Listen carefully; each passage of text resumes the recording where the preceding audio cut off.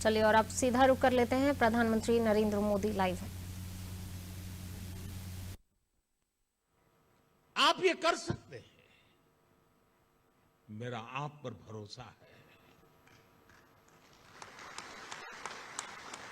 और मैं जब आज इतनी बातें कह रहा हूं, इतनी चीजें कर रहा हूं, तो मुझे उनमें आपका चेहरा नजर आता है। आज देश में जो एक के बाद एक बदलाव हो रहे हैं, उनके पीछे मुझे आप ही का चेहरा नजर आता है।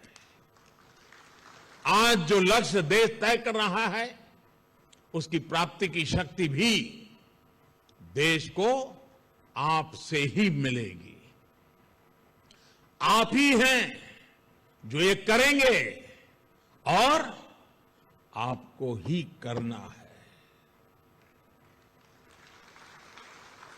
ये अनंत संभावनाएं आपके लिए ही हैं और आपको ही इन्हें साकार करना है।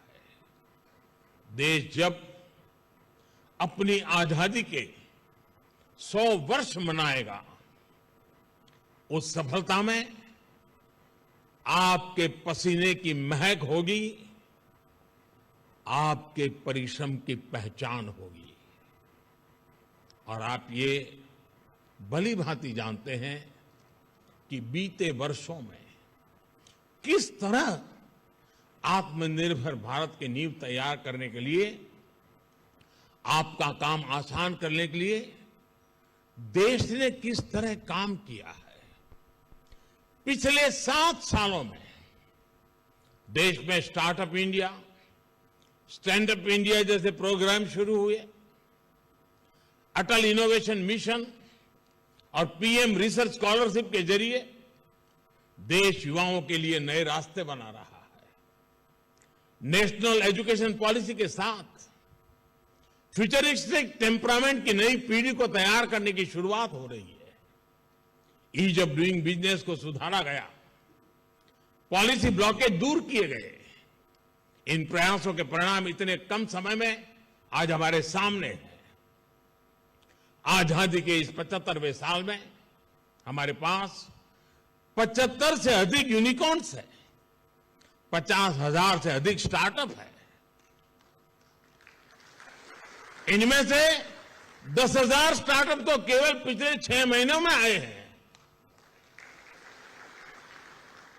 आज भारत दुनिया का दूसरा सबसे बड़ा स्टार्टअप हब बनकर उभरा है। कितने स्टार्टअप्स तो हमारी आईआईटीज के युवाओं ने ही शुरू किए हैं। अभी हाल ही के एक रिपोर्ट के मुताबिक भारत दुनिया के कई विकसित देशों को पीछे छोड़कर तीसरा सबसे बड़ा यूनिकॉर्न कंट्री बन गया है।